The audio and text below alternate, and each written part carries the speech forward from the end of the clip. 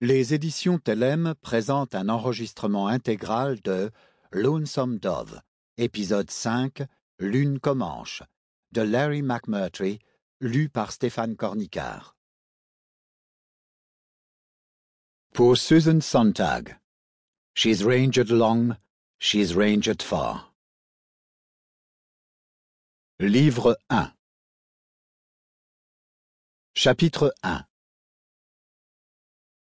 Le capitaine Inish Skull aimait se vanter de n'avoir jamais été mis en échec dans la poursuite d'un ennemi félon, comme il se plaisait à le formuler, qu'il soit espagnol, sauvage ou blanc.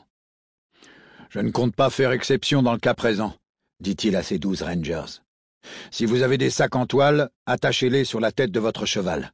J'ai déjà connu ce genre de tempêtes de neige qui peuvent geler les paupières des montures, et ça n'augure rien de bon. Ces chevaux vont avoir grand besoin de leurs paupières demain, quand le soleil se lèvera, et qu'on écrasera ces sales voleurs de Comanche. » Le capitaine Skull était un homme petit mais puissant. Certains le surnommaient Old Nails, en référence à cette habitude qu'il avait de se curer nonchalamment les dents à l'aide d'un clou de fer à cheval. Il arrivait parfois, quand sa colère éclatait brusquement, qu'il crache le clou au visage de son interlocuteur. « Ça va être bien, » dit Augustus à son ami Woodrow Cole. Le froid était intense, et la neige tombait sans discontinuer, leur giflant le visage tandis qu'ils avançaient vers le nord. Les barbes des rangers étaient gelées. Certains se plaignaient de ne plus sentir leurs mains ou leurs pieds, ou les deux. Mais, sur le llano, l'obscurité n'était pas encore totale. Au cours de la nuit, la température allait sans nul doute chuter encore. Impossible d'imaginer les conséquences sur les hommes et leur morale.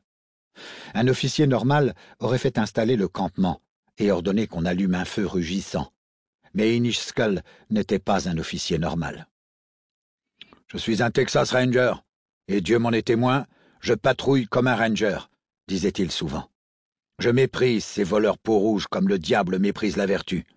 Si je dois patrouiller jour et nuit pour surveiller leurs dispositions pour le vol, alors je patrouillerai jour et nuit. La Bible et l'épée, » ajoutait-il souvent. « La Bible et l'épée. »